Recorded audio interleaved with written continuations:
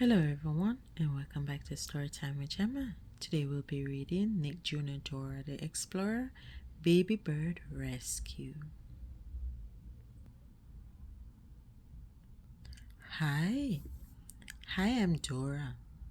Boots and I are going to explore the forest.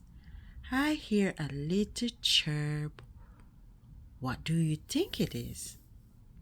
We found a baby bird. Maybe she needs our help. What should we do first? Are you hurt, baby bird? Baby bird says no. She is looking for her mother. Baby bird must be lost. Baby bird wants to return home to her mother. Where could her mother be? We can search for her. Baby bird chirps. Chirp, chirp, tweet, tweet, tweet.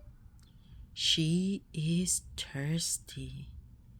Let's get her water from the spring. Now where can we find baby bird's mother? Is she in the water? No.